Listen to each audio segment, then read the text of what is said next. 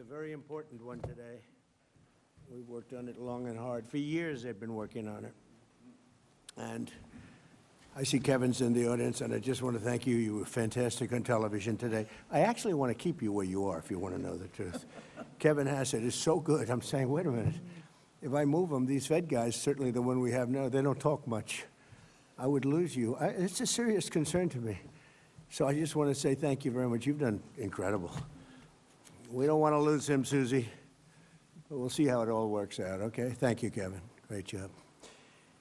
And thank you for all being here as we discuss the largest investment in rural health care in American history. This is the big one.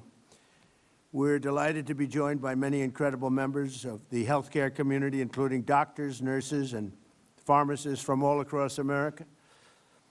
We're also very happy to have with us some very talented people.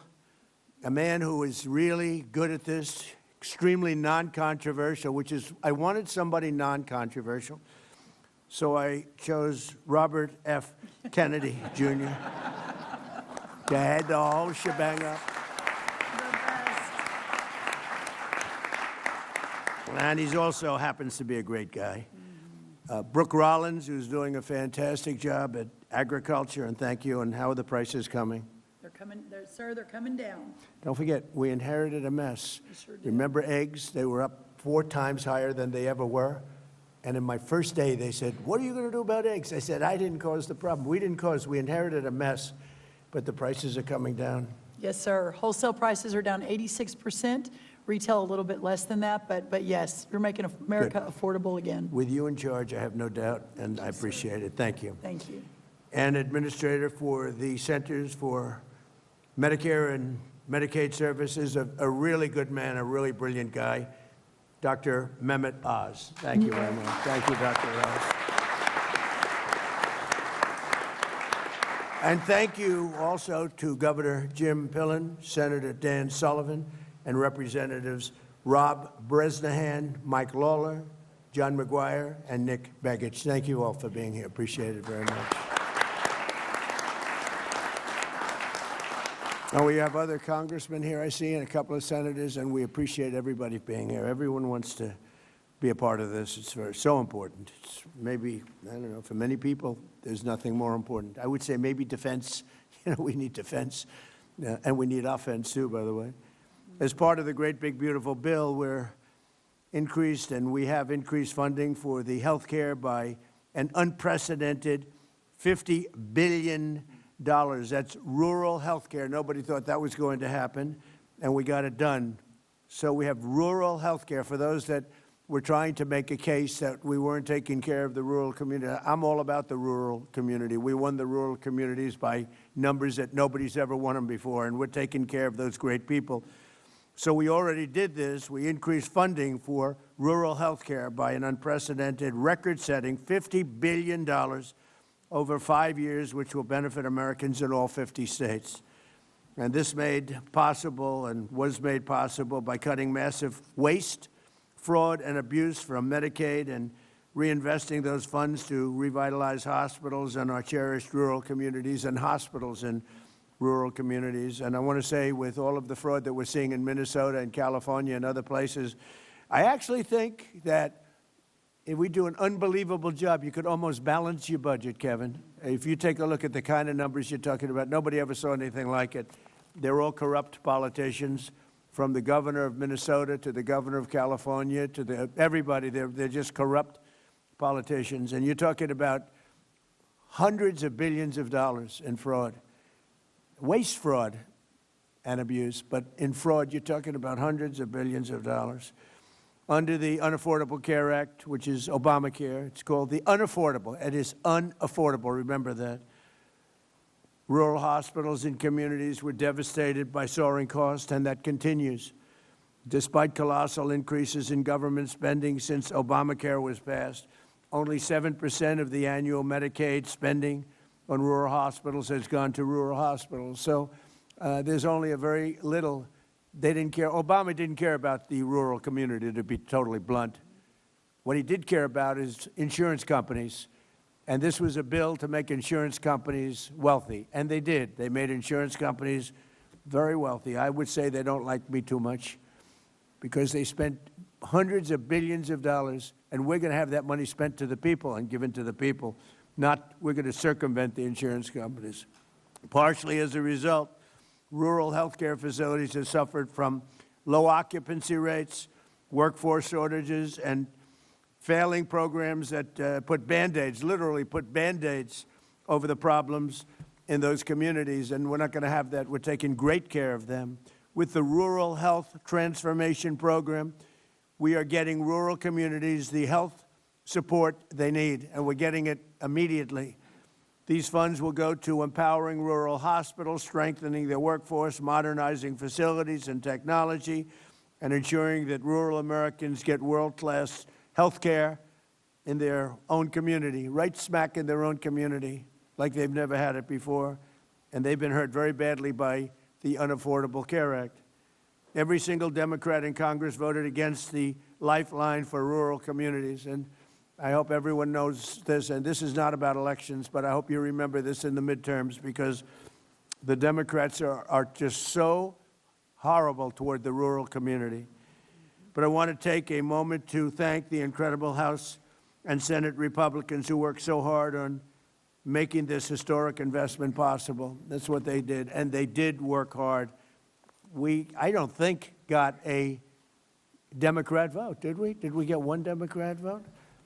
We got all Republican votes. It was an amazing feat, and I want to thank Mike, our Speaker of the House, Mike Johnson, and John Thune for really doing a great job. It was tough. You know, we have small majorities, and I want to thank the congressmen that are here for doing, in particular, for working so hard and getting this done. Yesterday, I also announced our framework to lower health care prices for all Americans, including those in rural America. And we're calling it the Great Health Care Plan. You know, we had to come up with a name, and everybody wanted to say, oh, well, can we put something about lowering costs, because we're lowering costs very substantially. So I had Bobby, and I had Oz. We had everybody in there. We had a whole group of people, and we're trying to come up with, so we're saying, the cost reduction plan that gives you good health care. And I said, it's too long. It's not going to sell. I said, we had more plans. And they wanted to get the words cost reduction in their law, especially you. They wanted cost reduction in, and then they wanted great health care in. I said, look, you can have one or the other, but it gets too long. We're talking about the name of a plan. So we got it down to 7 or 8 words, and which is far too long. Nobody can remember that much. And I said, how about just call it, because this is the Great Health Care Plan. Now, a great plan has to be cost-effective, otherwise it can't be a great plan. That's the way I looked at it. So we have a very glamorous name. It's called the Great Health Care Plan, not the Unaffordable Care Act. I don't like that name. This is called officially the Great Health Care Plan. That means low price and great health care. So you're going to have, at a lower price, great health care. First, our proposal codifies the massive discounts on prescription drugs that my administration is achieving through our most favored nation provisions. Okay, we can go into this. We can go into this for hours, but the bottom line is we'll be paying the lowest price of any nation in the world. Whoever's paying the lowest, we match it. This could have been done years ago. I was going to do it in my first administration, but when COVID came toward the end, I said, oh, I can't believe it wasn't it wasn't exactly a good time to be doing it. But I said, why isn't somebody doing it? And the reason they're not doing it is that no other nation would agree. France, as an example, paid 10% of what we paid. Germany was paying 13 or 14% what we paid. In other words, we paid many times more, not a little bit more, not 10% more, 10 times more. A pill would cost 10 times more in New York than it would cost in London, as an example, than it would cost in Munich. And this went on for many decades. This was right from the beginning. And the reason it went on was a little bit of the healthcare companies, but it was other nations. And I understand that. If I were heading Germany, I'm not going to double and triple and quadruple my healthcare. They got the healthcare companies to pay. It just took place over a long period of time, got worse and worse. and it just hit numbers that were just absolutely unsaleable. And if you remember, the doctors in the audience remember, they say, well, we have to do research and development. I said, well, what about research and development for Germany? Well, we've decided to put up so the pill would cost 5 times more because of research and development, and 5 times more for other reasons. They had all these phony reasons. And finally, I said to the healthcare companies, we can't do it anymore. We can't do it. And it started, really, I tell the story. It wasn't meant to be funny. People find it funny. But a friend of mine who's a very smart guy, very, very rich, very powerful man, actually, but he's very fat.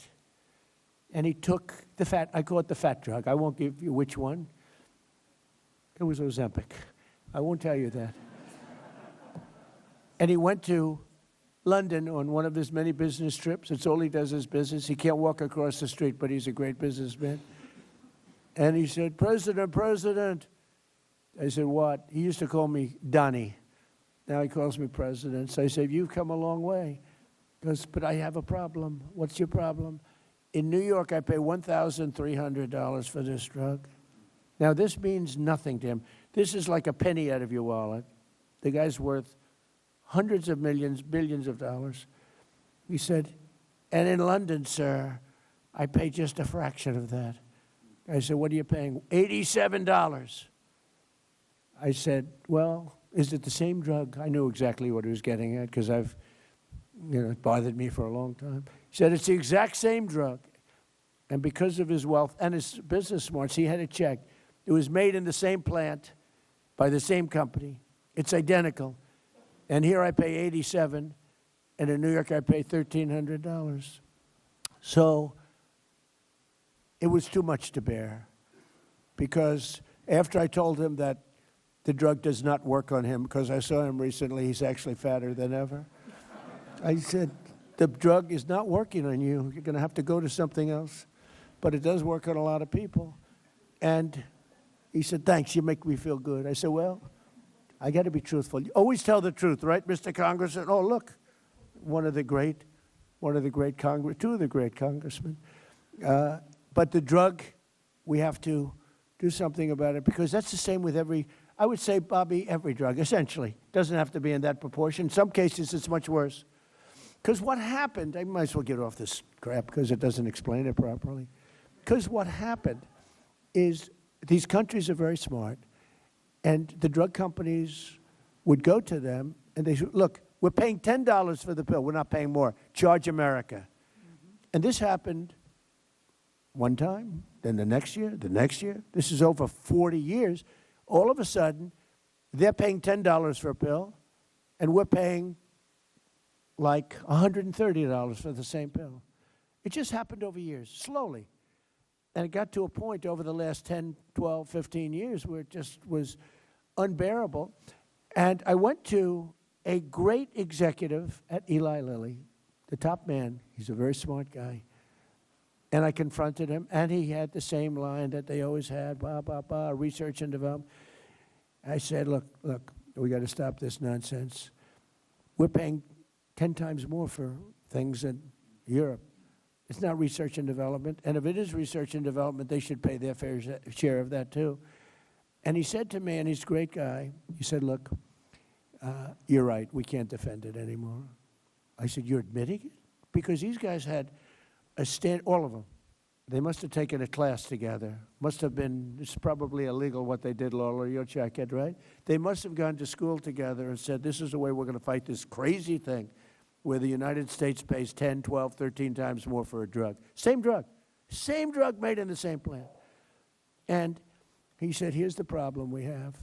The nations are brutal. When we go in and say, we have to give you an increase, they say, no. Put it on America, we're not paying you anything. And they say it with such power, and they actually shut us off from selling the drug. And it just happened over and over again. It got a little worse, a little worse, a little worse. All of a sudden, we're paying many times more for the same. I said, well, it's not going to happen anymore. He said, the problem is, sir, you'll never get the nations to agree. It's impossible. They're very tough, and they are. And they'd have to agree to a doubling or tripling of their drug prices in order to get you down, because the world is a bigger place than us. So it's not like you cut it in half. Actually, if they raised it a little bit, we'd go down a lot. You understand that? I think people understand that. So you raise it like from $10 to $20 or $10 to $30, but we'd go from 130 down to 30 or down to 20. So, because the numbers are much bigger, the numbers on their side are much bigger. So they'd need a doubling or tripling or quadrupling.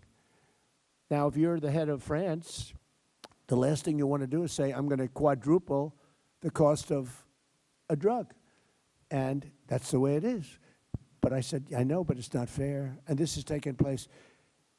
And the head of Eli Lilly, and I really mean it, an unbelievable executive, an unbelievable guy, one of the most successful companies, and who's, by the way, spending hundreds of billions of dollars right now. He told me the other day, he's building 6 major plants in the United States. You know why he's doing that? Because of tariffs. He's doing that because of tariffs. Without tariffs, he wouldn't be doing it. Nobody understood tariffs until I came along. Nobody understood, other than President McKinley. He understood them a long time ago. And because of him, we were the richest nation that we ever were at that period of time. And then when he died, he was assassinated. Teddy Roosevelt came over and he inherited a war chest, and he built the Panama Canal, which is the single most expensive thing ever built in the history of the United States, relatively. We spent what would be the equivalent of $5 trillion building the Panama Canal. It was also the most successful thing probably we've ever built, and to this day. And then Jimmy Carter gave it away for $1. This is the same theory we have on favored nations. The great Jimmy Carter, President Jimmy Carter, gave it away for $1. We lost 38,000 men. In those days it was men, I hate to say this, but mostly men. They didn't have a lot of women workers on the Panama Canal. But we lost 38,000 people. They died from malaria and snake bites. It was a combination of that, a vicious snake, one of the most vicious. You get hit, you're dead. They died from snake bites. 38,000. They paid workers from the United States 3 times more than they made to come over to Panama and dig. For many of them, that was not a good deal. They died, 38,000. We gave it away for that. But that same stupidity having to do with the Panama Canal, and I could tell you about 100 other stories too. You don't have time. But that's what went into this whole thing with favored nations. So Europe and other nations all over the world were getting drugs from the same plant, same factory, same everything, same location, everything, same company, for a tiny fraction of what we're paying. So our people were paying a tremendous amount.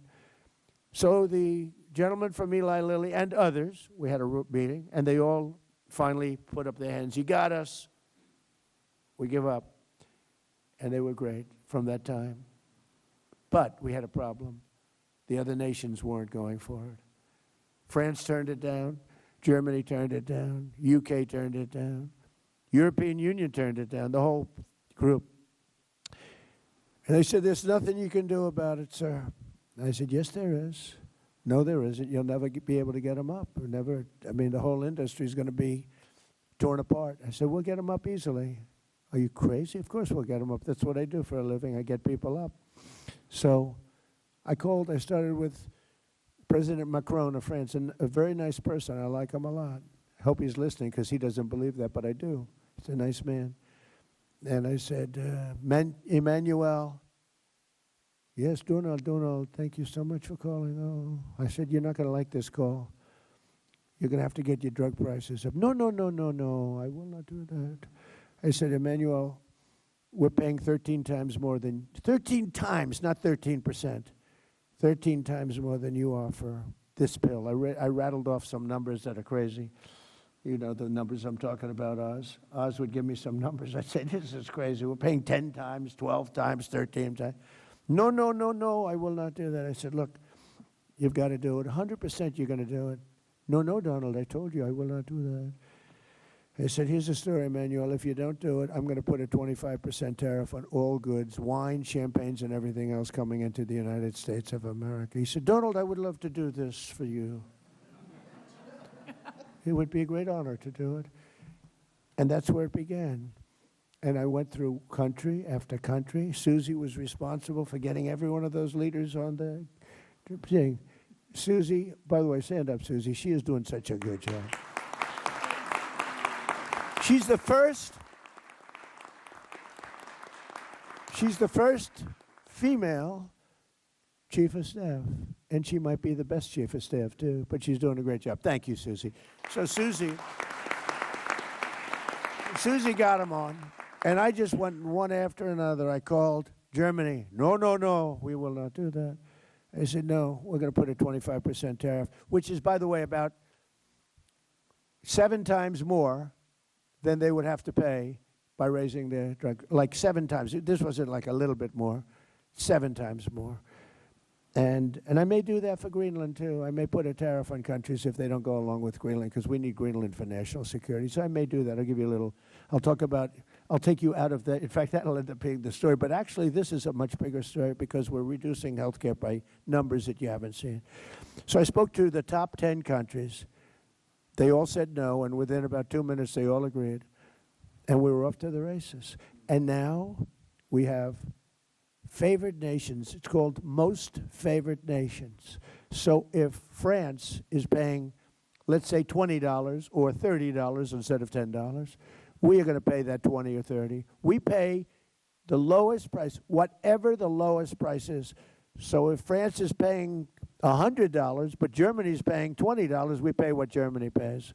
So we go from a horrible situation on drugs, prescription drugs, to the lowest price anywhere in the world. Is that a correct statement, Oz? Because they're going to blame you. If you want to correct me, you can, but you won't be here for long if you do. They'll You're say, correct, Mr. Oz has President. left employment. No, but is that a correct statement? That's absolutely correct statement. And that's what we want to codify in the great healthcare plan. Yeah. That's what why we're it's so codifying. important. That's Because if right. the president's not here, there's a flight risk with these companies not obliging us anymore, because I think it's the strength of your personality, but also they know they will follow through with the threats if we don't act. So we believe other countries will change their opinions, and so will drug companies. So we've got to get it into legislation. Well, if you have the wrong president, the countries have tremendous influence over us. They look, why did we go to an income tax system instead of a tariff system? We had the wealthiest nation. If you go back to the 1800s, 1887, we had money, so much money, we didn't know what to do with it. But the countries at that time, same, no different. They have a tremendous influence over this country. For whatever reason, I don't know, but they do. So if you have the wrong president, they'll change the system in 2 minutes. I mean, they'll change it. And the drug companies are very powerful, too. You have to deal with them. In this case, it was both. I mean, you had a problem with the drug companies, but you had a tougher problem, in theory, other than the fact that I understood how to deal with them. And I'm the tariff king, and the tariff king has done a great job. And I hope we win the Supreme Court case, because if we don't, be a shame for our country. Be a shame. We have a great, safe, beautiful country now. We're doing better than we've ever done. We hit 42 stock market highs during the 11-month period that I've been here. There's never been anything like it. Stock market's hitting a new high again today. So it's, it's been incredible. So just to end it on this, because it's such a big subject and it can't be explained by reading. As good as my speechwriter is, he's fantastic, but he can't write it in one sentence what we're talking about. So we're going to get most favored nations. We will be taking prescription drugs down to levels never even contemplated. And that's all great for healthcare, because when you're paying a tiny fraction of what you had anticipated paying prior to today, prior to this month, this all took place over the last month and a half. And the sad part is that when we first announced it, and we did it in a little bit more general form, when we first announced it, the Times did a story on page 22 or something, way back in the little story in the back of the newspaper. This is the biggest revolution in the history of medicine in this country, because it's price. You're going to buy the drugs for a small fraction of what you were paying for them last month. And I tell the story of my first term. I was the one, after 28 years, that got drug prices down. It was either 1/4 or 1/8 of 1%. I got them down for the year. First time in 28 years. I was so proud of myself, I called a news conference. I said, ladies and gentlemen, for the first time in 28 years, drug prices have gone down for the year. 1/8 of a point. In fact, I had a chart. It was the worst chart I've ever seen. It was a line that went from January to December, and it was dead straight. You had to get a little, like a carpenter uses to see. I said, this doesn't look good. It's not the greatest line, but I was proud of it because it did. It went down either a quarter of a point or an eighth of a point, tiny. And now think of what we're doing. We're bringing medicine down by many times. By many times. Nobody's ever seen. And there are two ways of calculating. You could say 1,000%, 2,000, or you could say 90% or 80%. The Democrats want you to say 90 or 80, but there are two ways of calculating it. You understand that, Dan? And we'll take either way. It doesn't matter. But we'll be paying a tiny fraction. So that's going to go into our plan. And what Oz said is very important. It's very important that whoever is in this office is, strong and intelligent. And if they're not, they could, it could be ended. But what we want to do is we want to have it codified, so it's very hard to change. And that's all part of the process. I think it's the greatest revolution because it's financial is, a big part of the drugs. And all of the doctors sitting there know exactly what I'm talking about. They have their patients in Europe, and they're saying, I can't believe it. I'm buying the same thing for, 15% of what I pay in New York or in Chicago. And they're all nodding their heads. That's right. That's not going to happen anymore. We pay now, just to end it, the lowest price in the world, whatever that is, that's what the United States of America will be paying. Isn't that an amazing, long story? I was going to say long, boring. It's not boring. To me, it's long and exciting. It's the biggest thing to happen to healthcare. I don't think there's anything we can do. We can do all of our different methods, but there's nothing we can do that can ever top what we do. And the press should treat it fairly instead of not writing about it, because they don't write about it because it's me. Primarily because it's me, but also because it's Republican. And they don't write about it, and they should be ashamed. But fortunately, the public understands it, and that's why we won the election in a landslide. So it's a great thing. Instead of Americans paying the highest drug prices anywhere in the world by far, by 10 times sometimes, we'll now pay the lowest cost paid by the lowest nation. So the lowest nation, whatever that is, I hope they negotiate a great deal. I hope somebody out there of all those nations is going to be a better negotiator than everybody else. And whatever they get, we get, Mike. Is that pretty good? Look at Mike. Even the first time I've ever seen him smile.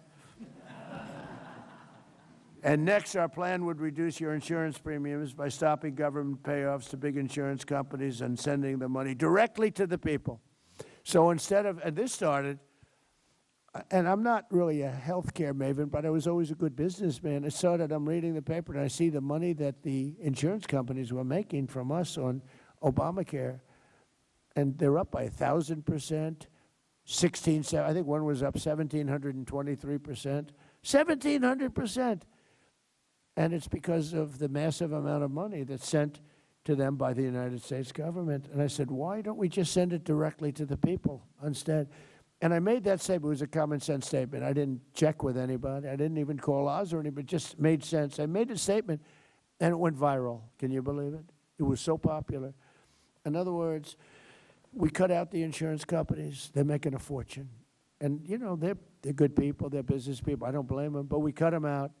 We pay the money directly to the people. The people love it. I said it, I said it as a non-professional in that business.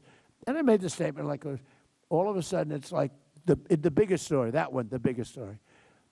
And I get a call from Caroline, who's around here someplace. She said, sir, we're getting inundated. Margot called me too. Margot, you called me too. Margot, everyone knows Margot. She's been here from the beginning, right from the beginning. But she said, sir, both of them. They said, sir, we're being inundated by what? You made a statement about health care being paid directly to the people into health savings accounts or whatever you want, health care accounts. And I said, I did. What's the story? He said, it's crazy. It's blown up. People loved it. And so that's where we started. So Obamacare was designed to make insurance companies rich. It really was. I mean, maybe not knowingly at the time by Obama, because he didn't know much about this stuff. that was designed by other people in Congress that are total pros that are bought off by the insurance companies. And the problem we'll have with this is we'll get no Democrat votes, even though it should be very bad for them if they don't. But maybe you'll get some. You'll call some of your friends, fellas, and Bob, you'll call some of your friends over on the other side. I don't know how they can reject it. It's just so popular. It's so compelling. So Obamacare was designed to make insurance companies rich with taxpayer subsidies, and I want that extra money straight to the health savings accounts for you. And you can choose your own health care. You go out and negotiate your own health care. It makes people entrepreneurs, mini entrepreneurs. They'll pick the health care that's best for them because it's so different. A young person, they need health care for different reasons, and an old person doesn't need certain things that a young person needs, and vice versa. To further reduce insurance premiums, my plan ends the giant kickbacks to insurance brokers and corporate middlemen. We're getting rid of the middlemen. How long have you heard doctors, all these doctors over there, they look so smart. They're all brilliant people. I assume you're brilliant, otherwise you wouldn't be here, right? I assume we have the best. Do we have the best of the doctors? I would imagine, right? Hey, how cool is the White House, okay? They're always in operating rooms. I wouldn't want to be in an I don't like operating rooms, but they do. But how cool is the White House, right? The coolest place on earth. And this is where it all begins. This is where we came up with a little concept about a place called Venezuela. How did that work out? And this is going to be the same thing in terms of its precision. Its importance is so big, it's going to work just like that. Venezuela was so amazing, but I equate that to other things because we can do other things like that. It doesn't always have to be a Minnesota where everything is corrupt, where they have health care centers that nobody shows up and somebody's making millions of dollars, where they have daycare centers where there are no kids. It's a scam. It's a big scam. It's like a horrible thing.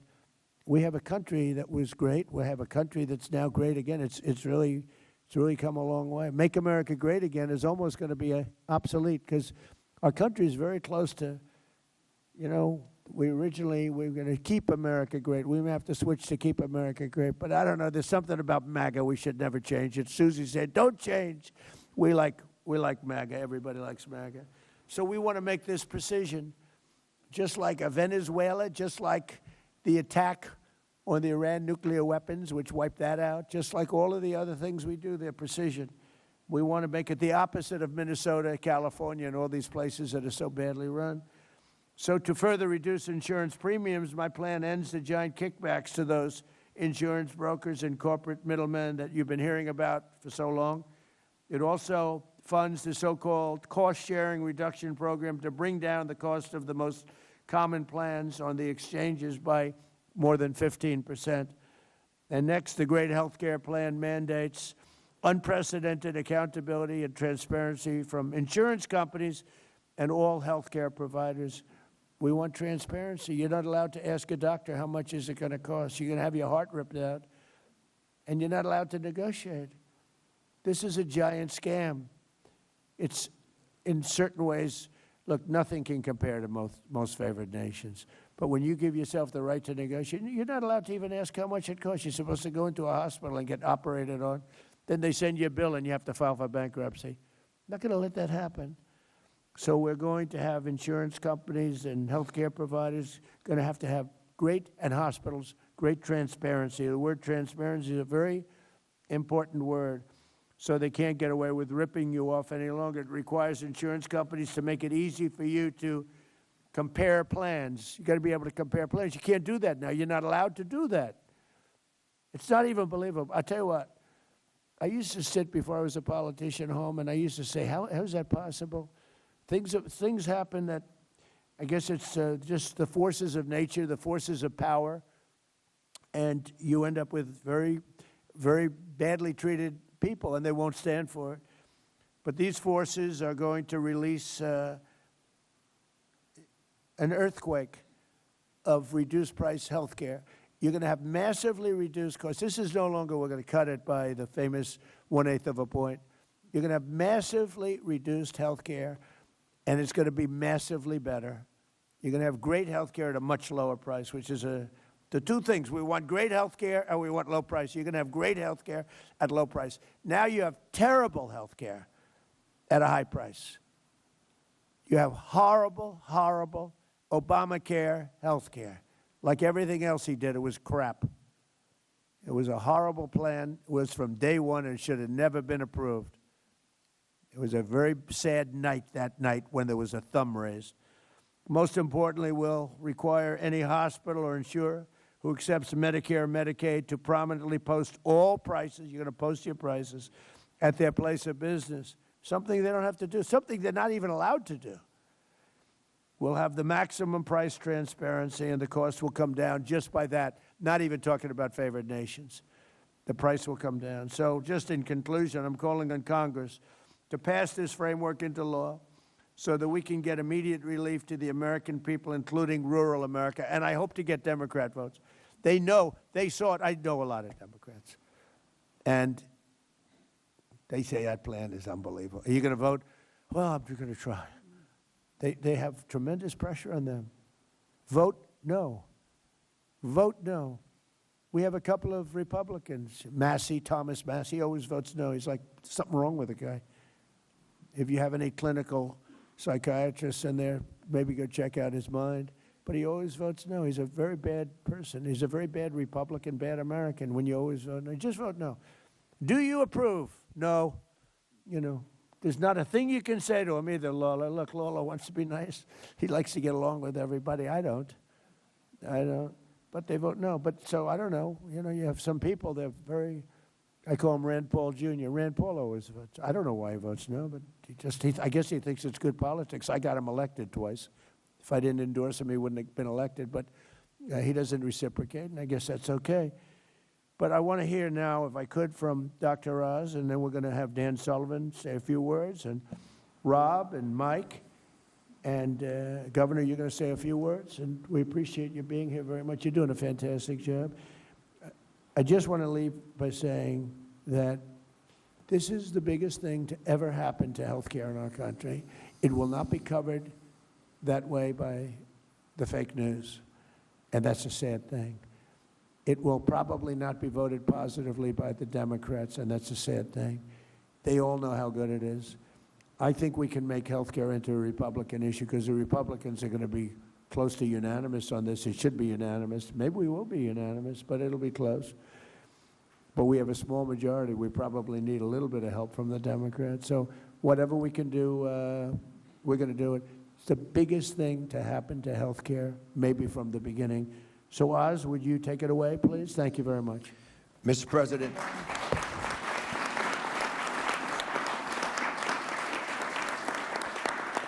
Mr. President, thank you for standing up for American health care. And I just want to underline this fundamentally important issue. We need Congress to help craft the Great America Health Care Plan. And the Great Health Care Plan will work. It's a brilliantly conceived framework. And as it comes to the American people and they understand that, they'll want it. And it should represent the analogous situation, similar to what you did so brilliantly last spring with the Working Families Tax Cut legislation that the President mentioned, has created the Rural Health Transformation Fund, which is why we're here today. I want to put a little bit of texture around why this is such an important issue, because the Rural Health Transformation Fund is the largest investment ever in American history in our rural communities. Yeah.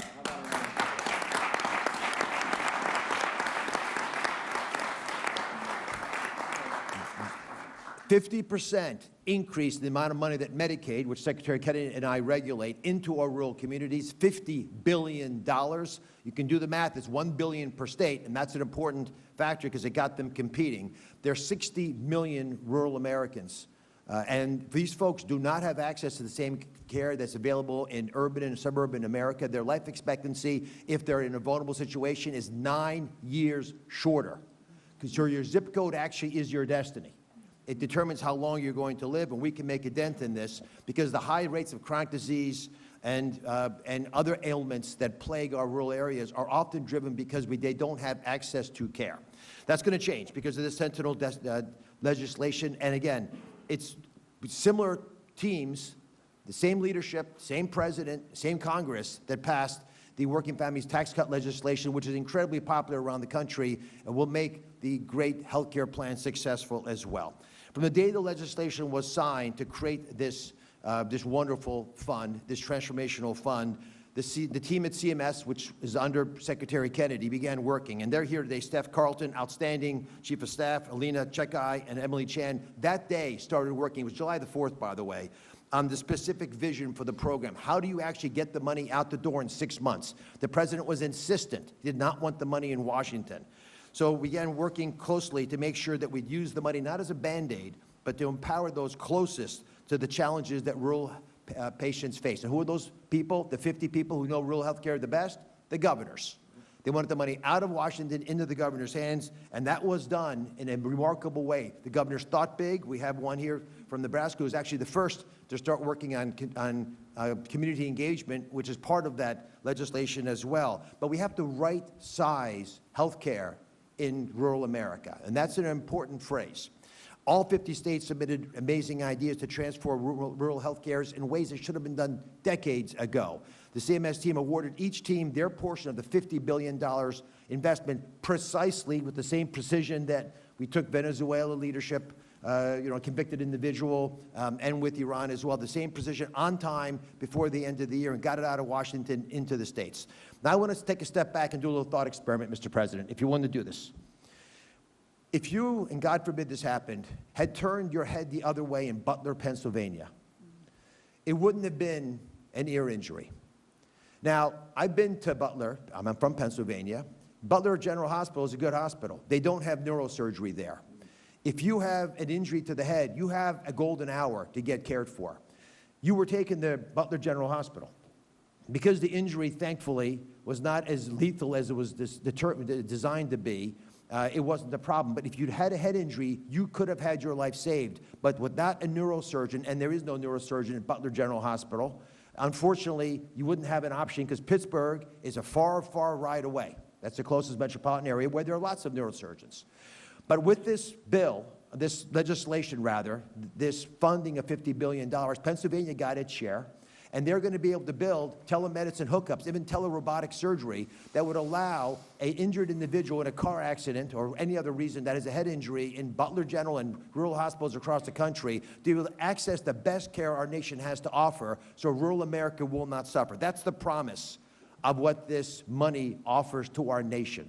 It's not just paying the bills, it's not just picking up the pieces, it's actually transforming using technology we have widely available in urban America, the way we save lives in rural America. Each state competed aggressively because for $1 billion, Mr. President, you'll fight pretty hard. And they gave us brilliant ideas that they're talking with each other about. So we're actually creating teams that now across state lines will connect because they're all Americans and they base their advances on several pillars. Secretary Kennedy can talk about MAHA because there's MAHA elements to this as well, but very precisely sustainable access.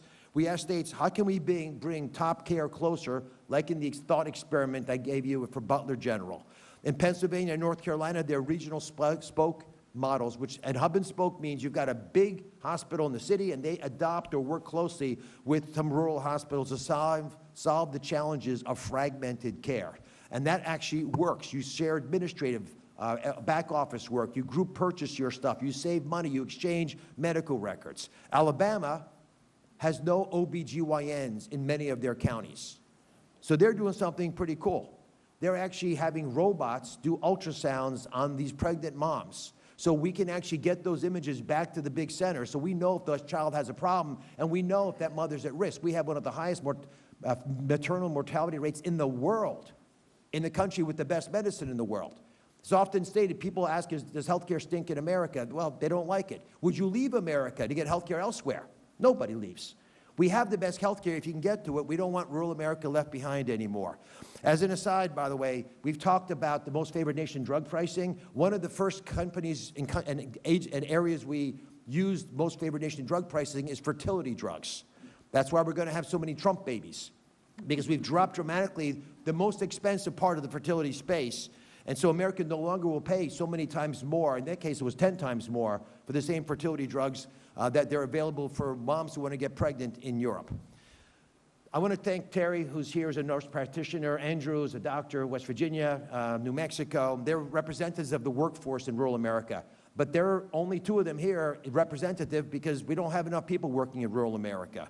It's a big challenge. So Delaware is creating its own medical school, their first ever medical school in a rural part of the state.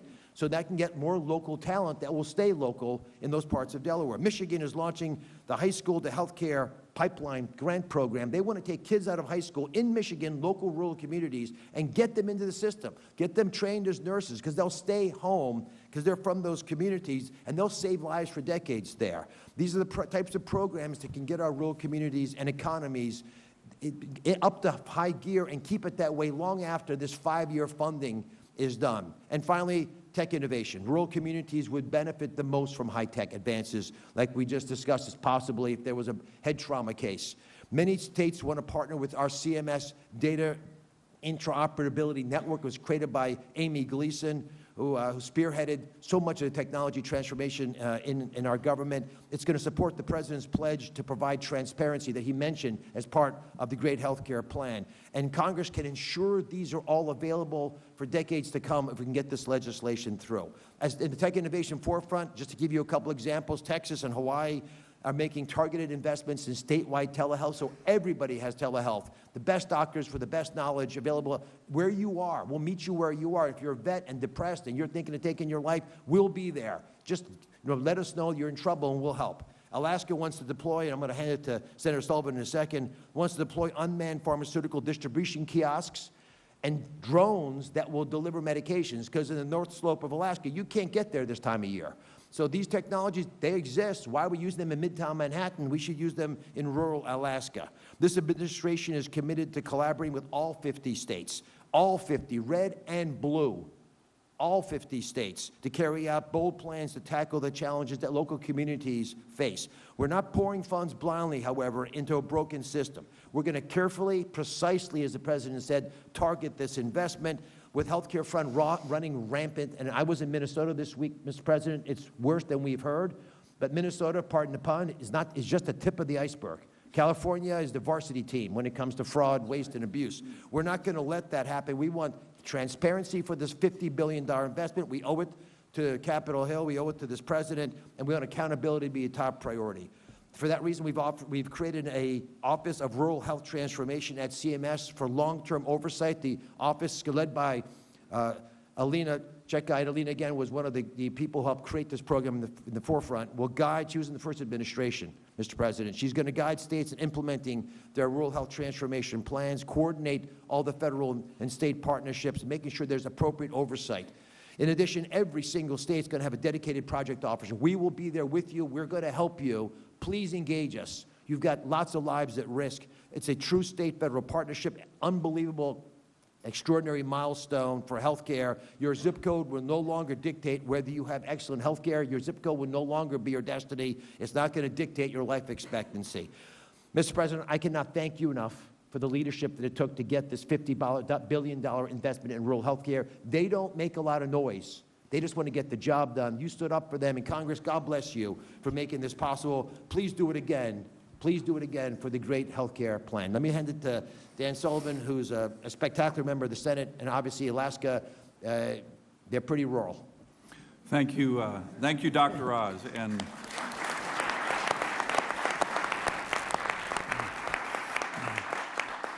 And Mr. President, I am very honored to be here. This is a really exciting day. I want to thank you, sir, and your team. Worked really closely with Dr. Oz, Secretary Kennedy, many others. You know, this is a great example of how Congress, working closely with your administration, can achieve historic things. This is historic for our rural health care, certainly in the Working Families Tax Cuts Act. You combine it with what you were talking about, sir, in terms of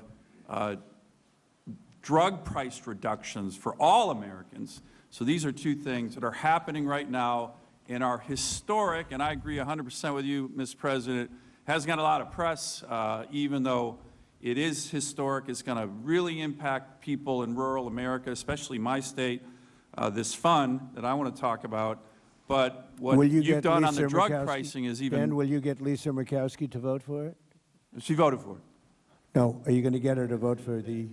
great, big, beautiful health care bill that we're Oh, doing. when we get that, I think MFN drug pricing, I bet No, but are every you gonna get her to member vote of for it? Congress votes Are you on going to that. get her to vote for it? We'll work on it, sir.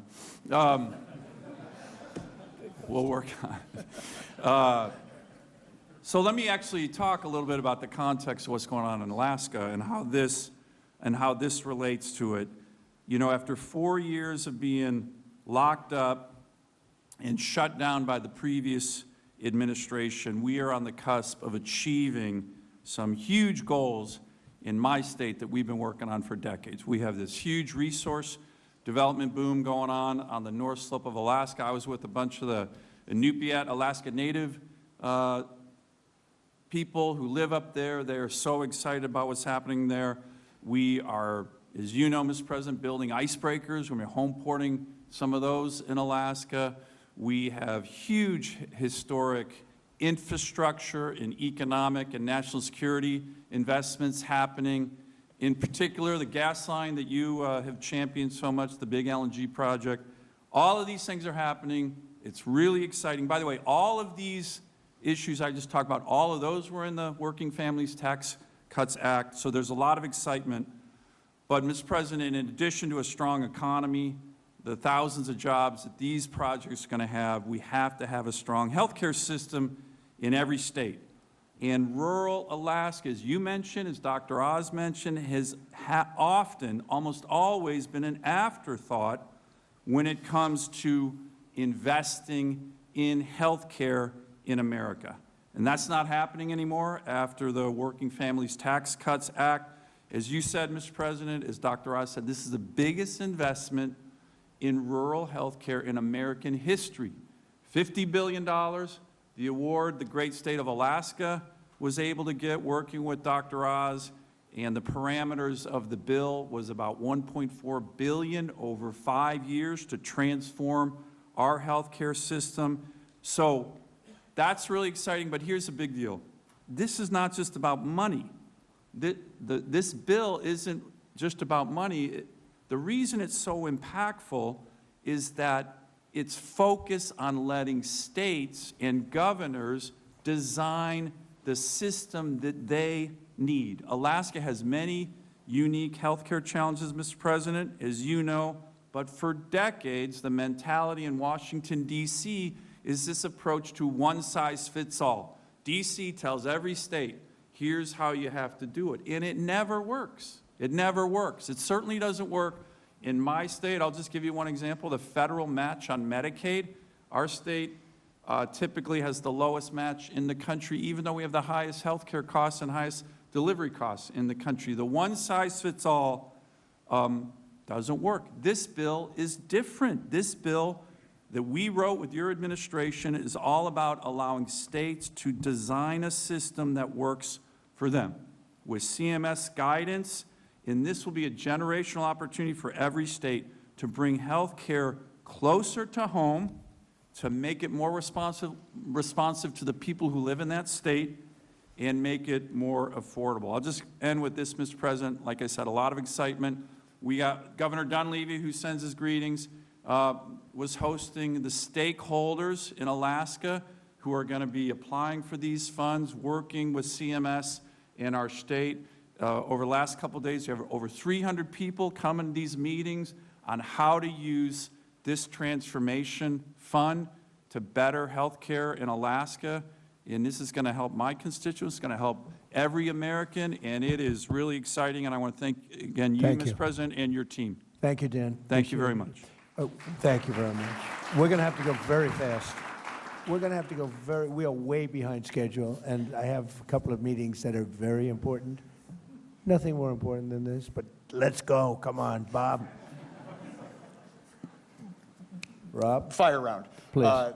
Mr. President, thank you very much for having me here today. And I represent northeastern Pennsylvania. You're governor from Scranton, Pennsylvania, so never had the opportunity to meet. But I inherited a very similar problem. But before I was even sworn into office, I had two hospitals, Moses Taylor and Regional in Scranton, that were eminently facing closure. Right. And it's been, and working with Dr. Oz, Administrator Oz, and the CMS team has been absolutely incredible on so many levels. And thank you again for intervening and shepherding us through that process. But when you're looking at at Pennsylvania, we're going to receive over $193 million. In 5 years, it'll be over $1 billion for the Commonwealth of Pennsylvania. And when you think about northeastern Pennsylvania, clinics and regional hospitals, rural hospitals are the backbones of our communities. So making a targeted investment that is not just going to Band-Aid over poor operational procedures, it's going to actually transform rural healthcare. That's what we are so excited about. Pike County in my district is the largest growing county in the Commonwealth of Pennsylvania where there's not a hospital. The nearest commute to a hospital is over 55 minutes away. So these are going to be funds that will be so imperative. The unprecedented investment is going to be incredible, and thank you for having me up here and being a part of this journey. Thank you, Rob. Appreciate it. Thank you, Mr. President. This is a great opportunity to be here with you and your team. Dr. Oz has been a tremendous asset. The $50 billion commitment to rural health transformation is critical. New York State is going to see about $212 million in the first year, which is vital for workforce development, access to care, primary, behavioral, maternal, emergency, telemedicine, et cetera. How were we able to do it? Because we rooted out waste, fraud, and abuse in the system. Democrats will just say we cut $1 trillion in Medicaid. That's not what we did. We said you need to be eligible, you need to be a citizen, you need to work if you are able-bodied without dependent children. We reined in the provider tax and state-directed payments, which have exploded over years. And we are taking this money, not only preserving Medicaid for the IDD community, our seniors, our children, our single mothers, but we're investing it in rural health. When you look at Obamacare, health insurance premiums have risen 96% since Obamacare took effect. Insurance revenues up 2,000%. Mr. President, you are 1,000% correct that the insurance companies are the problem. They wrote Obamacare. It's to their benefit, and the American people are being screwed. And so we can get a bipartisan agreement on what you are trying to do. When it comes to lowering drug prices, I will tell you, one of the largest pharmaceutical companies is in my district in Westchester County. I met with them in 2024, and I said, what would you do to lower drug prices? And the response was, go after the European price controls. You are spot on taking on the price controls that have been put in place. Most favored nation is the single best thing we can do to lower prescription drug prices here in America. The pharmaceutical companies will tell you that privately. And that is the fundamental fact. We need to go after PBM reform. Associated health care plans, we put that on the floor. Every Democrat voted against it, every Republican for it. Those would reduce costs by 11% because businesses, small businesses, would be able to pool together and purchase health care plans at a lower rate. We need to go after the PBMs and make sure that insurance companies are not owning providers and owning PBMs. That is what is driving up the cost of health care in this country. You've talked about IVF. I've been a big champion on this. We need to make sure the insurance companies cover it. I also have a tax bill to provide tax incentives to Americans, and what you have done to lower IVF costs on the drugs is critical. And you are 1,000% correct on expanding HSAs. I fundamentally believe that we can address the issues with Obamacare, make sure that the American people have access to care at a lower rate. We can get a bipartisan agreement to address the EPTC with expansion of HSAs so that the money goes to the people and not the insurance companies. We are committed to working to get this done, and I thank you for your leadership. Thank you, Mike. Thank you. Mr. President, gigantic thank you, and thank you for your incredible leadership. Your courage gives me more courage to say it the way it is. We're working very hard in Nebraska to run government like a business. This investment into rural America, which, by the way, in all of Nebraska, you poll 85%. I don't know what the hell's wrong with the other 15, but your 85 is a pretty good number. I think, be very, very brief. This plan will allow us to do common sense, pragmatic investments in rural Nebraska, and they will be sustainable. We will make sure that we don't need another dollar after 5 years. We are working on simple things like food. Real food is good medicine.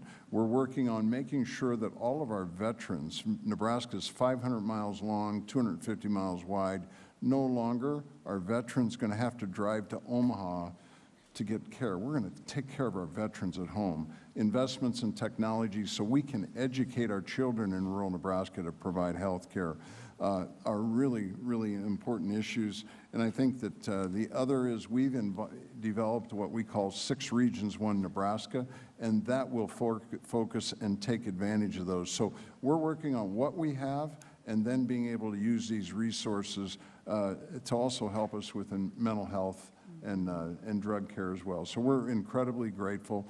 Nebraska, we work hard. We're about faith, family, hard work, the American dream, and we don't ask for much help in rural Nebraska. So we're really grateful for this investment. Thank you. Thank you. Thank you. Thank you for being here. 1 minute. How about 30 seconds? How about 30 seconds, sir? As a small-town kid from Glen Rose, Texas, population 1,200, where I grew up, what you are doing today changes everything. And on behalf of our farmers and our ranchers in rural America, it is a new day, and we're so grateful. The final thing I'll say is I think about Abraham Lincoln, who also sat in this room, and I think about other presidents throughout American history. And you think about how the fundamental course of American history has changed in certain pivot points throughout history. I think about you as the peace president, 8 wars solved, more coming.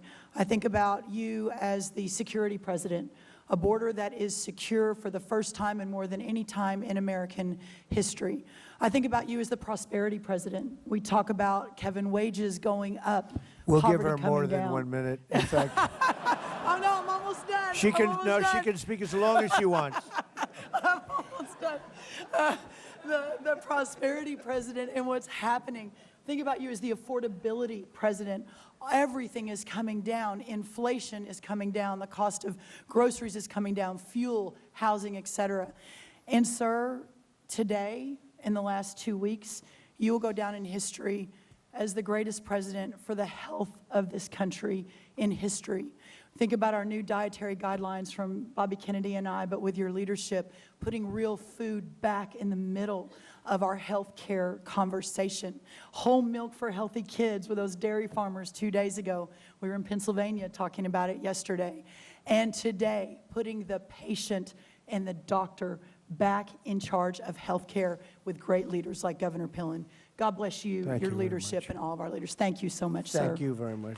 It's been a great day. And Terry and Andrew, thank you. Thank you very much for being here. I hear you're just outstanding people Yeah. and have really helped. We appreciate it. You want to say something? Thank you, President Trump, and I would just echo everything that's been said here. Thank you very much for what you're doing. I'm from the northwest corner of New Mexico. We also work with the Navajo Nation. Right. And so we have a lot of rural areas in our state and in our county. I'm also a county commissioner. So I take as being a nurse practitioner, a county commissioner, with a heavy weight in order to see this happen. And it will help produce accessibility, which is a huge thing. People have to drive for miles in order to see a health care provider, workforce, quality care, and sustainability for our hospitals. That's what we're looking at. We meet next week in Santa Fe with our legislators. And so we're going to be addressing the licensure compact as well. And they've got to clean up their elections in New Mexico. We're working. Because those elections are so corrupt, it's incredible. If they Okay. clean it up, we win by a lot, but they are really corrupt elections. So I think if you want to do this, you have to tell them to start working on that. It's unbelievably one of the more corrupt states in terms of that. But you uncorrupted, so I appreciate you being Well, here. the Terry. Northwest corner loves you. I know, I know. Thank it. you. I know we have great love in New Mexico, but it's the elections are so corrupt. Not much you can do about it. We have that with numerous states. Thank you very much. Andrew, thank you very much. You have anything to say? Mr. President, thank you for having me here today. It's an honor to be here to represent my community. I'm from Northwest Georgia. I grew up in West Virginia. To represent my colleagues and my profession, it's truly an honor. This is so important to our patients, to put the physician and the patient back together and take everything else out of the middle. I practice in cardiology. Having efficient, effective, high-quality care is so important. And time is of the essence, and patients need to be able to have close proximity to their doctors to get the care that they deserve. Quality of care shouldn't matter about the zip code. We should be able to do what we are best at and take care of our patients on an equal playing field, and this certainly helps that. I greatly appreciate all that you've done for the American people. You are an inspiration to us. You make us believe no problem is too big to solve. I mean, you are a representative of that. And I thank you for your leadership. Thank you for this opportunity to be here. And thank you for putting healthcare at the forefront. It's so important to every patient and every family that we take care of. Thank you very much, Andrew. Great job. Great job you both do. Amazing. I've heard unbelievable things. And doctors in particular, thank you very much for being here. We very much appreciate it. Thank you, everybody. It's a big story. Thank you.